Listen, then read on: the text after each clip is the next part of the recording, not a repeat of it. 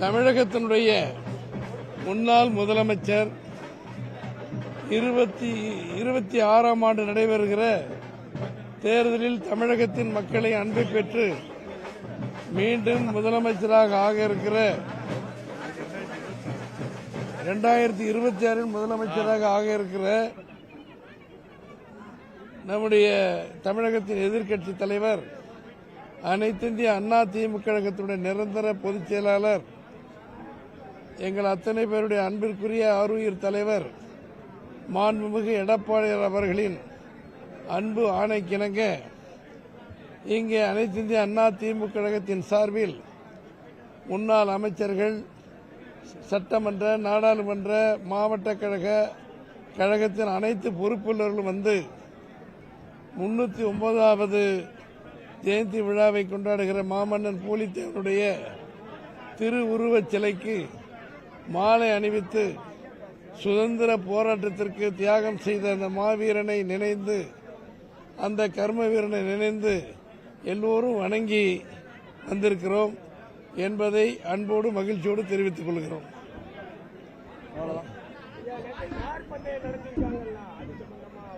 அது அருமையா மத்திய அமைச்சர் முருகனே சொல்லியிருக்கிறாரு.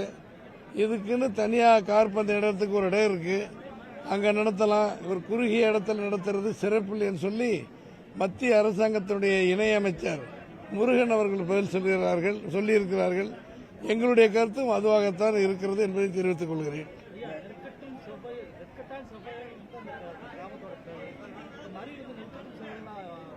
தவறுகள் இருந்தால் அரசாங்கத்தின் கவனத்துக்கு கொண்டு போய்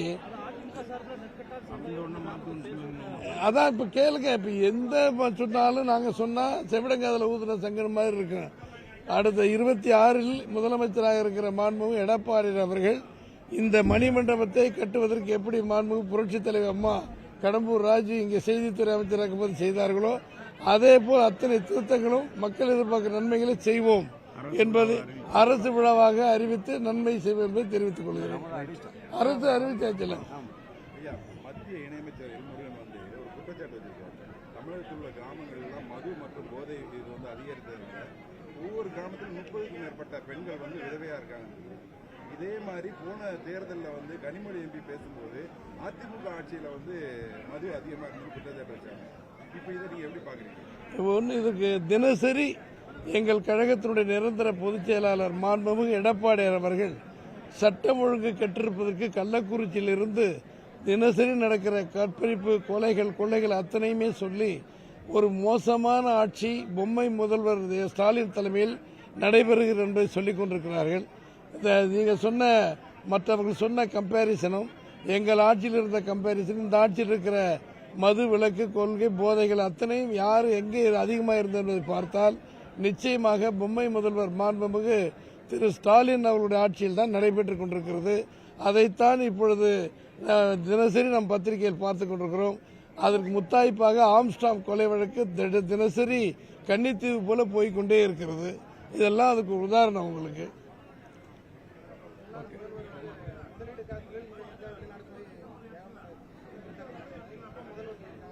அதாவது ஒவ்வொரு அரசாங்கமும் போகலாம். நேற்றைக்கு எங்களுடைய கழகத்தின் சட்டமன்ற எதிர்க்கட்சி துணைத் தலைவர் திரு உதயகுமார் அவர்கள் குறிப்பிட்டார்கள், இங்கு சோழவந்தான் சட்டமன்ற தொகுதி, மதுரை மாவட்டத்தில் சோழவந்தான் சட்டமன்ற தொகுதியில் அடங்கிய அலங்காநல்லூர் சர்க்கரை ஆலையை திறப்பதற்கு 27 கோடி ரூபாய் இருந்தால் அதை திறக்கலாம். 50,000 தொழிலாளர்கள், 5 லட்சம் விவசாயிகள் நன்மை அடைவார்கள்.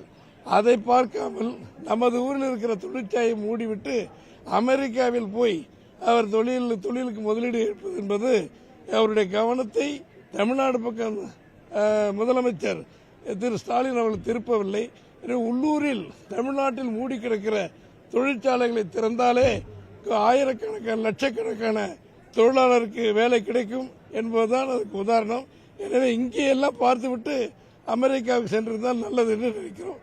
வெள்ளை அறிக்கை கொடுக்கட்டும், பார்த்துக் கொள்வோம்.